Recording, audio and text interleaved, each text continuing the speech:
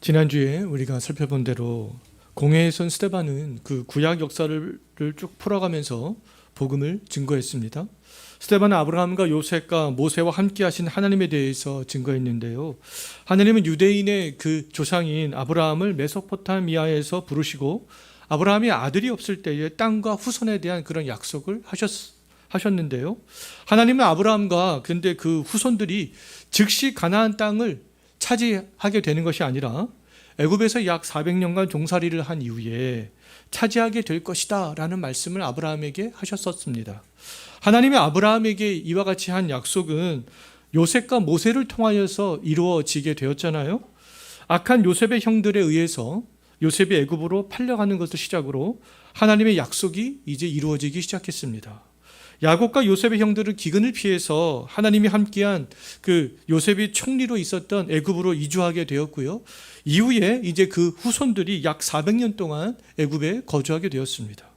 하나님이 아브라함에게 약속하신 그런 때가 왔을 때 하나님께서는 모세를 태어나게 하셨고 또 모세와 함께 하셨고 그 모세를 통하여서 이스라엘 백성들이 애굽에서 나오게 하심으로 말미암아 아브라함에게 한 약속이 이루어지게 하셨던 것들에 대해서 우리는 지난주에 살펴봤는데요.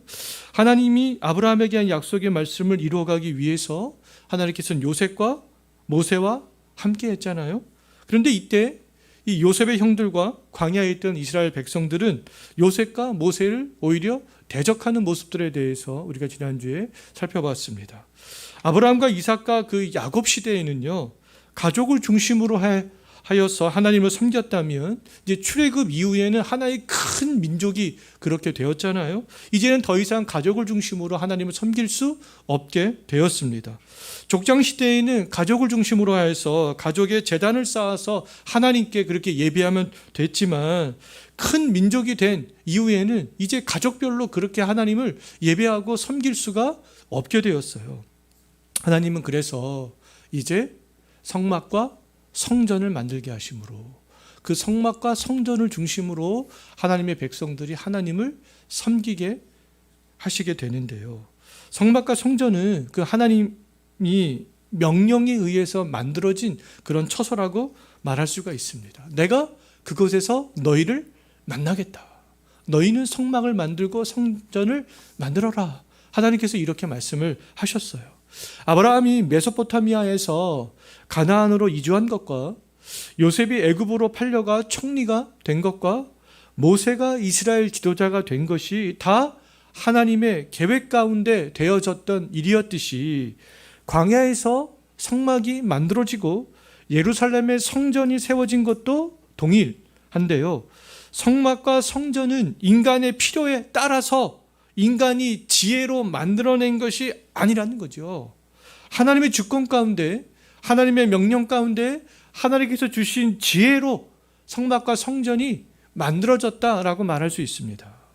44절을 한번 보시기 바라겠는데요. 하나님께서는 광야에서 모세에게 무엇을 만들도록 했습니까? 증거의 장막을 만들도록 했잖아요. 이 증거의 장막이 이 성막이라고 할 수 있는데요. 이 모세 시대의 이 광야에서 만들어진 성막은 쭉 그 성막의 역사에 대해서 이동의 역사에 대해서 스데반이 그렇게 또 이야기하고 있는데요.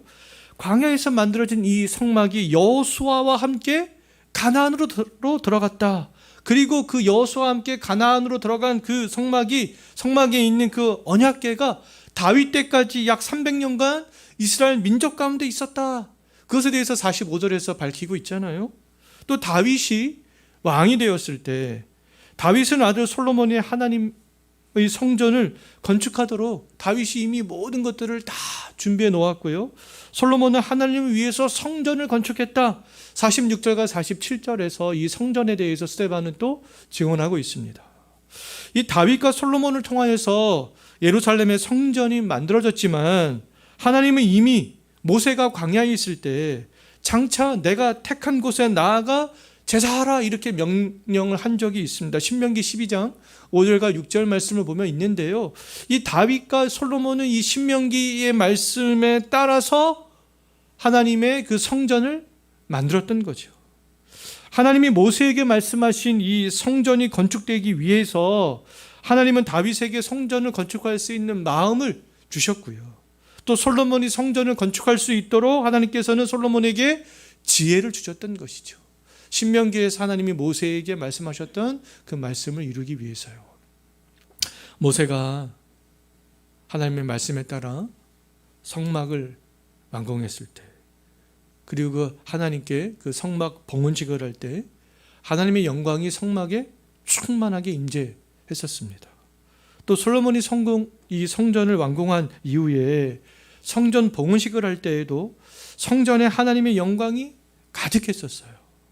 하나님의 그 영광이 이 성막과 성전에 충만히 임재했다라는 것은요, 하나님이 자기 백성과 그곳에서 만나시겠다라는 것들을 보여주시는 그러한 사건이었습니다.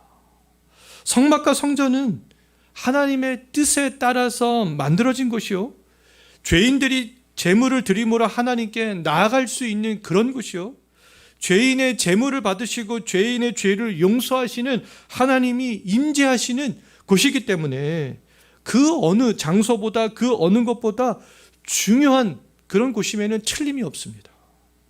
그런데 이 공회에서 스데반을 고소하고 거짓 증언하고 신문했던 그 사람들의 문제는 뭐였냐 하면, 하나님의 임재와 상관없이 성전 자체를 우상시했다라는 겁니다. 하나님이 임재하지 않는 성전이 바벨론과 로마에 의해서 이미 2번이나 다 파괴된 적이 있었어요. 그럼에도 불구하고 그들은 마치 이 성전 자체에 어떤 신과 능력이 있는 것처럼 생각을 했고요, 성전을 부적처럼 그렇게 생각을 하여서 성전만 있으면, 이 성막만 있으면 자신들이 어떠한 이 신앙과 구원을 지켜줄 것으로 그렇게 생각을 하고 있었습니다. 하나님은 그런데 성전 안에도 성전 밖에도 계실 수 있는 분임에도 그들은 하나님이 성전 안에만 계시는 분으로 그렇게 생각을 했던 것이죠.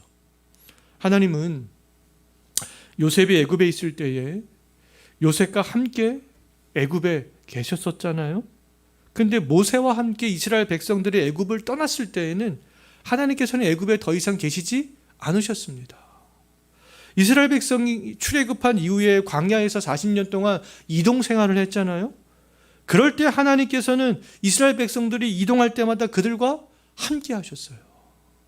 하나님은 하나님을 경외하고 온전히 하나님을 섬기는 백성이 있는 곳에 계시는 분이지, 사람이 손으로 만든 성막이나 성전 안에만 계시는 분이 아니라는 거죠. 성막과 성전이 있어도 그곳에 하나님이 계시지 않을 수 있다라는 겁니다. 지금 스데반은 그런 것들을 지금 쭉 이야기하며 강조하고 있는 거예요. 스데반은 48절에서 이제 50절에서 이사야 66장 1절 말씀을 인용하고 있어요. 그 이사야서 말씀을 인용하면서 하나님의 편재성에 대해서 또 이렇게 딱 설명을 합니다. 하나님은 성전과 성막 같은 곳에 갇혀 계시는 분이 아니야. 이사야 선지자도 이미 그것에 대해서 말씀했잖아. 너희들도 이사야 말씀 알고 있잖아. 그래서 이제 이사야 이 말씀들을 인용하고 있는 거죠. 48절 한번 보십시오. 이사야 선지자가 뭐라고 말했습니까? 하나님은 사람의 손으로 지은 곳에만 계시는 분이 아니다. 49절도 한번 보십시오. 이사야 선지자가 말한 대로 모든 하늘이 하나님의 다 보좌다. 모든 땅이 하나님이 밟고 서 있는 그 땅이다. 하나님이 모든 땅을 밟지 못한 곳은 없다. 그렇게 말씀하고 있어요.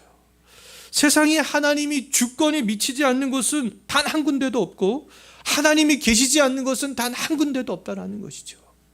하나님이 성막과 성전 안에만 갇혀 계신 분이 아니야. 이사야 선지자의 말씀들을 인용하면서 그렇게 이야기를 하고 있는 거예요.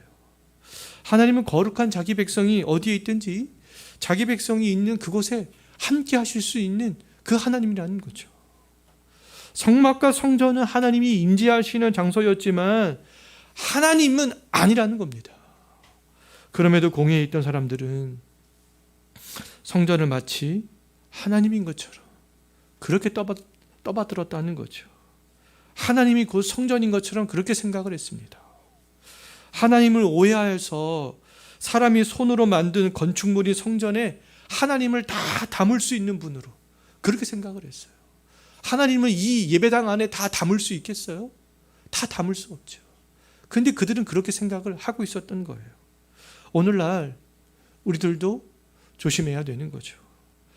하나님은 우리의 생각 속에 제한해서는 안 되는 거잖아요. 예배당은 성도들이 모여서 하나님께 예배하는 아주 중요한 장소임에는 틀림이 없습니다. 근데 예배당 자체가 거룩한 것은 아니다 라는 거죠. 거룩한 성도들이 있을 때 하나님이 임재하시는 거룩한 장소가 될 수 있습니다. 거룩한 하나님의 백성이 없다면 이곳은 아무리 금으로 꾸민 그런 장소라 할지라도 거룩한 장소가 될 수 없다라는 거죠. 예배당 또는 이 교회라는 건물이 우리의 신앙과 하나님의 임재를 보장하지 않는다라는 겁니다. 하나님은 교회라는 건물 안에만 갇혀 계신 분이 아니라는 것이죠. 지금 이 가운데도 어떤 분에게는 하나님께서 함께 하시지만 또 어떤 분에게는 하나님이 함께 하시지 않을 수도 있습니다. 어떤 교회에는 하나님께서 함께 하시지만 또 어떤 교회에는 하나님께서 함께 하시지 않을 수도 있다라는 거죠. 하나님은 우리가 기억해야 될 것은 뭐냐면 신실한 그리스도인이 있는 그곳에 계시는 분이다라는 겁니다. 하나님의 임재는 어떤 화려한 건물이 결정하는 것이 아니라 우리의 신실성과 우리의 거룩성으로 결정이 되어지는 것이다 라는 겁니다. 공회에 모여있던 사람들은 아브라함의 후손인 것을 자랑스러워했고요. 모세가 받은 율법을 중요하게 생각했지만 그들의 실상은 요셉을 팔아넘겼던 형들과 똑같았고요. 모세에게 불순종했던 이스라엘 백성들과 똑같았다라는 거죠. 스데반이 공회에 있는 사람들을 어떤 사람들과 동일시하는지 51절 한번 보십시오. 어떤 사람들과 동일시하고 있습니까? 너희들의 조상들과 너희도 동일하다. 요셉을 팔아넘긴 형들과 모세에게 불순종했던 너희 지금 조상들과 너희도 똑같은 사람이야. 그들은 조상들처럼 목이 곧아서 하나님의 말씀을 듣지 않았다라는 겁니다. 그들은 마음에서부터 율법을 받아들이지 않았다라는 거죠. 조상들과 지금 너희가 똑같다. 그들은 성전에서 제사했고 율법이 있었지만 성령을 거스르는 사람이었다. 지금 그렇게 밝히고 있잖아요. 조상들이 예수 그리스도를 예고한 참 선지자들을 죽였던 것처럼 그들은 선지자들이 예고했던 예수 그리스도를 죽인 그런 사람들이라는 겁니다. 바로 너희가 조상들이 참 선지자들을 죽였던 것처럼 바로 너희는 예수 그리스도를 죽인 사람이다. 오늘날에도 이스라엘 백성들처럼 목이 곧고 마음의 할례를 받지 않고 성령을 거스르는 사람들이 있습니다. 그러면서도 광야에 있었던 이스라엘 백성들처럼 스데반을 신문했던 공회에 있었던 그 사람들처럼 나는 하나님을 잘 믿는다 이렇게 생각을 하고 있는 사람들이 있죠. 심지어 그 누구보다도 나는 하나님을 가장 잘 믿는 사람이야 이렇게 자부하는 사람들이 있습니다. 근데 이러한 사람들의 특징은요, 교회 이야기를 좋아합니다. 성경 이야기도 좋아해요. 하지만 예수님이 죄인을 구원하기 위해서 오신 하나님이다, 그 말씀은 듣기 싫어합니다. 말씀을 통해서 죄를 지적받는 거, 그런 건 싫어하죠. 하나님의 말씀에 순종하는 거 관심이 없습니다. 자신들이 어떠한 인간적으로 정해놓은 규칙에만 관심을 갖고 있어요.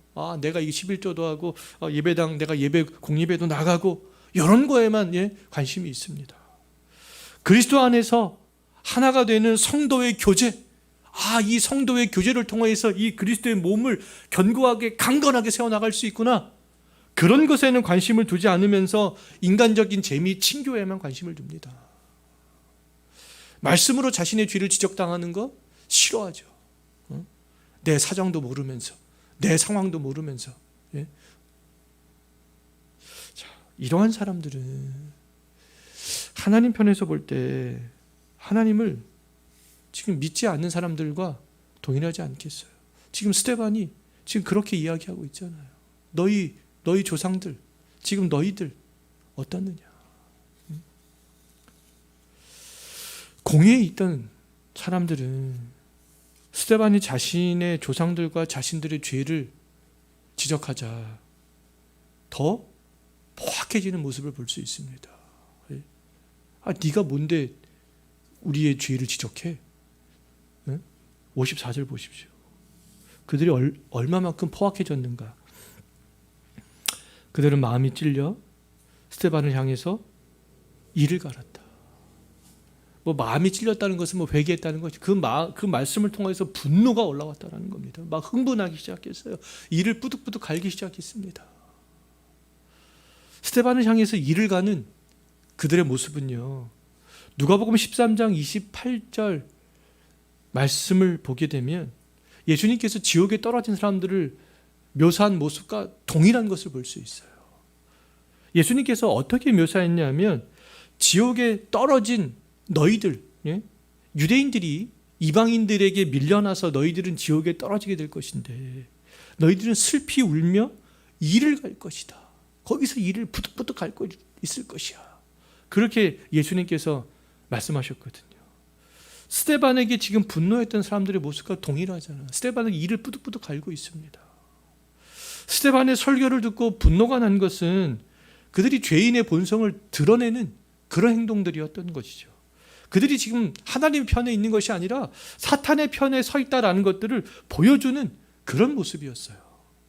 그들의 최후의 상태가 어떤지를 미리 보여주는 그런 행동들이었습니다. 오순절에 베드로의 설교를 들은 사람들은요, 마음이 그들도 찔렸습니다. 근데 그들은 분노가 난 것이 아니라 진짜 이 애통해야 하는 그런 마음을 가졌던 거예요. 그래서 그들은 어떻게 했냐면 회개할 방법을 찾았습니다. 우리가 어찌하면 좋겠느냐. 근데 이 스데반의 설교를 들은 사람들은 분노하면서 이를 갈잖아요. 오순절에 베드로를 설교를 들었던 사람들과 지금 공회에서 스데반의 설교를 들었던 사람들 다 동일한 말씀을 들었어요. 근데 같은 말씀을 들어도 어떤 사람들은 회개하고 예수를 믿게 되지만 또 어떤 사람들은 이를 갈면서 분노의 마음을 표출하게 된다는 거죠. 이 영혼을 살리는 하나님의 말씀은 특별한 말씀이 아니잖아요. 오순절에 베드로의 설교를 들었던 사람들이나 공회에서 스데반의 설교를 들었던 사람들이나 모두 다 그냥 동일한 말씀을 들었습니다. 예수님에 관련된 말씀, 성경에 관련된 말씀. 근데 동일한 말씀이지만 어떤 사람은 영혼을 살리는 말씀으로 들었고요, 또 어떤 사람들은 정말 듣기 싫어하는 말씀으로 배척해 버렸습니다. 영혼을 살리는 이 말씀은요, 그냥 평범한 말씀이지만 내가 듣기에 좋은 말씀만 거기에는 포함이 되어 있지 않다라는 겁니다. 너 왜 당신 예수님 믿지 않습니까? 왜 주의를 지키지 않습니까? 예? 왜 마음을 다해서 예배하지 않습니까? 예? 잔소리처럼 들릴 수도 있죠. 근데 우리 영혼을 살리는 말씀은 내가 듣기에 좋은 말만 있지 않다라는 거잖아요. 자녀들을 훈계하고 교육하고 양육할 때도 똑같지 않아요? 예? 좋은 말만 어떻게 자녀들에게 하겠습니까? 권력자 밑에 좋은 말만 하는 사람들은 다 아청꾼들 아니겠습니까? 내가 듣기 싫어도 들어야 될 말씀들이 있습니다. 그래야 내 영혼이 살아날 수 있어요. 내 죄를 숨기고 싶지만 내 죄를 완전히 드러내는 그런 말씀을 들어야 된다라는 거죠. 세상 사람들은 말씀으로 자신의 죄를 지적받는 거 싫어하잖아요. 예. 딱 뭐라고 하면 네가 뭔데? 예. 딱 이런 반응을 가장 먼저 보입니다. 이 공회에 있었던 그 사람들은 스데반을 통해서 이 말씀이 들려올 때 네가 뭔데? 우리를 그렇게 평가를 해. 지옥에 떨어진 사람들처럼 그런 감정을 가지고 이를 뿌득뿌득 갈았다는 거죠. 우리의 귀에 어떤 말씀이 들리든지 정말 정당한 하나님의 말씀은 분노해야 될 말씀이 아니라 들어야 될 그런 말씀이라는 거죠. 성경에 근거한 정당한 말씀들은 우리가 들어야 되는 그런 말씀들입니다. 정당한 하나님의 말씀을 듣고도 분노가 난다면 우리가 어떻게 생각해야 해야 되겠습니까? 그건 내 신앙에 문제가 있는 거구나. 예? 내가 지금 신앙의 상태가 좋지 못하구나. 우리들은 그것들을 각성을 해야 되는 거죠. 성령을 거스른 사람. 성령을 거스른 사람은 곧 어떤 사람이겠어요? 하나님을 대적하는 그런 사람들이 아니겠습니까? 이 성령을 거스른 사람은 성전 멀리, 아니면 이 예루살렘을 넘어서 다른 이방에 있었던 이방인들, 그런 사람들이 아니었잖아요. 성전에 출입했던 그런 사람들이었습니다. 성전에서 제사를 집례했던 그런 사람들이었어요. 사도행전 5장에서 성령을 거스른 사람은 자신의 소유를 팔아서 일부를 감추고 일부만 사도들의 발 앞에 갖다 놓았던 아나니아와 삽비라 부부였습니다. 오늘날에도 성령을 거스르는 죄를 범하는 사람들은 이 교회로부터 멀리 떨어져 있는 그 사람들 뿐만 아니라 교회에 출입하고 나름대로 자기 방식대로 하나님을 열심히 섬기는 사람들 중에 있다라는 거죠. 우리에게도 이와 같은 모습이 있다면 조심해야 되는 거 아니겠습니까? 말씀을 들을 때 마음이 하나님께로 돌아서는지 아니면 분노의 마음이 올라오는지 우리는 우리의 신앙을 잘 점검해야 될 필요가 있습니다. 스데반은 그들의 조상들이 모세와 선지자들과 예수님을 거부했던 것처럼 공회에 있는 사람들도 자신을 거부할 것에 대해서 알고 있었어요. 이 사람들도 나를 거부하겠구나. 그럼에도 불구하고 스데반은 그들을 향하여서 복음을 증거했고요. 그들이 주는 어떤 보상도 구하지 않았습니다. 내가 여기서 어떻게 해야 살아날 수 있을까? 내가 어떻게 해야 대제사장들의 마음에 들 수 있을까? 그것을 먼저 고민하지 않았죠. 스데반은 사람들이 분노하면서 일을 갈 때 판결권을 가지고 있는 대제사장을 그 제사장 눈을 막 맞추면서 좀 나를 좀 무죄 석방해달라, 그런 눈으로 바라보지 않았습니다. 스데반이 누구를 바라봤는지 55절 한번 보십시오. 스데반이 무엇을 바라보았고 누구를 바라봤습니까? 스데반은 하늘을 바라보잖아요. 하나님의 영광과 부활 승천하여서 하나님 우편한 자 계신 그 예수 그리스도를 바라봤습니다. 스데반의 육신의 눈으로 볼 수 있었던 것은 자신을 고소했던 자유민들과 거짓 증언을 했던 그 사람들과 공회원들이었지만 육신의 눈에는 그들이 보였습니다. 하지만 영으로 바라본 눈에는 하나님의 영광과 주 예수 그리스도가 보였던 것이죠. 이 땅에서 스데반은 최악의 상황에 직면했지만 하늘에서는 하늘을 바라보며 하늘이 주는 그런 위로를 받고 있었어요. 공회에 서 있는 스데반에게 가장 큰 위로와 가장 큰 보상은 바로 예수 그리스도였습니다. 우리가 어떤 상황에 직면한다 할지라도 예수 그리스도는 우리에게 위로를 줄 수 있는 분이라는 거죠. 스데반이 환경을 바라보았다면 두려웠을 거예요. 그런데 하나님을 바라봤기에 하나님이 주시는 그런 위로를 얻을 수 있었습니다. 평안할 수 있었어요. 그리고 하나님 보좌 우편에 계신 주 예수 그리스도를 바라보면서 소망을 가질 수 있었습니다. 하늘에 대한 소망을 가질 수 있었던 거죠. 그럼 스데반이 가졌던 그 소망은 무엇이었겠습니까? 예수님께서 하나님 보좌 우편에 앉아 계시구나. 스데반 역시 부활에 대한 소망을 예수님을 보면서 가졌던 거죠. 요한복음 11장 25절 말씀을 보게 되면 예수께서 이르시되 나는 부활이요 생명이니 나를 믿는 자는 죽어도 살겠고, 그 부활에 대한 소망. 사도 바울도 로마서 14장 8절에서 우리가 살아도 주를 위하여 살고 죽어도 주를 위하여 죽나니 그러므로 사나 죽으나 우리가 주의 것이로다. 스데반에게는요 그러한 믿음이 있었습니다. 부활에 대한 믿음이 있었던 스데반에게 공회에 있는 사람들은 위협적인 그런 사람들이 아니었어요. 그래서 우리가 지난주에 살펴봤지만 스데반이 신문을 시작할 때 부형들이요 딱 시작하고 있잖아요. 하나님의 영광과 부활하신 예수 그리스도를 바라본 스데반에게 더 이상 두려울 것이 없었던 거죠.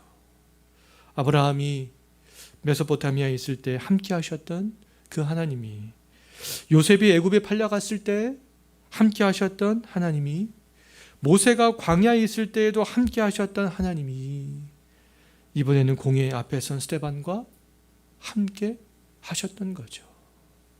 하나님은 사람이 손으로 만든 성막이나 성전에 갇혀 계신 분이 아니라는 겁니다. 지금 공회에서 신문을 받고 있는 스데반과 하나님께서는 함께 하시는 분이죠. 하나님은 자기 백성이 어디에 있든지 함께 하시는 분이 되겠습니다. 우리가 처해 있는 환경은 다 다를 수 있지만 우리가 어떤 환경에 또 어떤 상황에 있든지 부활하신 그 예수 그리스도 안에 있는 하나님의 영광을 바라보고 부활의 확신 가운데 살아갈 때에 하나님은 그곳에서 우리와 함께 계시는 분이라는 겁니다. 스데반이 자신과 함께 하시고 장차 부활하여 예수님과 함께 할 것에 대한 소망 가운데 있을 때 공회에 있던 사람들은 어떤 모습이었는가? 57절과 58절 한번 보십시오. 그들이 어떤 행동들을 하고 있었는지. 스데반은 막 하늘의 영광 가운데 젖어 있을 때 그 사람들은 큰 소리를 지르며 귀를 막고 스데반에게 달려들어서 성 밖으로 내치고 돌로 던졌잖아요. 큰 소리를 지르며 귀를 막았다는 것은 과거 조상들이 하나님이 세우신 모세의 말을 듣지 않았던 것처럼 자신들의 불순종을 지적했던 스데반의 그 말을 더 이상 듣지 않겠다라는 그런 행동이에요. 귀를 막으면서 스데반에게 돌을 들고 돌진했던 거죠. 사람들은 이를 알면서 스데반에게 더욱 거센 폭력을 가했습니다. 사내들인 공회에는 사형 집행권이 없었지만 진리를 거부하는 사람들의 폭력성이 극대화되어서 스데반을 돌로 쳐 죽이는 일들이 벌어졌던 거죠. 예수님이 하나님 보좌 우편에 있는 것을 보고 위로를 받았던 스데반의 마지막 모습, 그 마지막 모습은요, 예수님과 동일했습니다. 누가복음 23장 46절을 보게 되면 예수님이 십자가에서 죽으실 때 자기 영혼을 하나님께 의지하거든요. 하나님께 부탁합니다. 아버지여, 내 영혼을 받아 주시옵소서. 스데반의 마지막 모습이 어떠했는지 59절 한번 보십시오. 스데반은 자신의 영혼을 예수님께 부탁하잖아요. 예수님이 십자가의 죽음을 받아들였듯이 스데반도 자신의 죽음을 받아들였던 거죠. 일반적으로 사람들은 이 마지막 순간에 자신의 육신이나 세상적인 것을 생각하지만 스데반은 자신의 영혼을 생각했습니다. 이제 하나님 보좌 우편에 계신 부활하신 승천하신 그 예수님, 이제 나의 영혼도 곧 예수님께로 나아가는구나. 주 예수 그리스도시요, 내 영혼을 받아주시옵소서. 예수님을 끝까지 완전히 의지하는 모습을 볼 수 있습니다. 또한 누가복음 23장 34절 말씀을 보게 되면 예수님께서는 십자가에서 돌아가실 때 하나님께 어떤 말을 했냐면 저들의 죄를 사해 주시옵소서, 이런 기도를 했습니다. 스데반도 마지막에 동일한 말을 하는 것을 볼 수 있는데 60절 한번 보십시오. 스데반은 자기를 향해서 돌을 던지는 사람들을 위해서 기도하잖아요. 이 죄를 그들에게 돌리지 말아 주옵소서.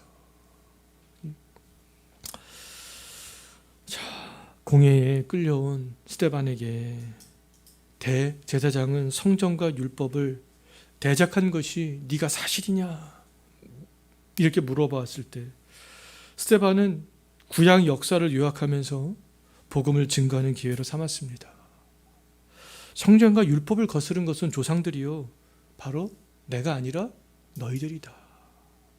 성령을 거스른 것은 요셉과 모세와 선지자를 대적한 조상들이요, 예수 그리스도를 거부한 바로 너희들이라는 거죠. 위기의 순간에 스데반은 부활하신 예수 그리스도를 바라보았고요, 예수님께서 그 주시는 위로와 확신 속에서 자신의 영혼을 예수님께 맡길 수 있었고 자신에게 돌을 던지는 사람들을 위해서 기도할 수 있었습니다.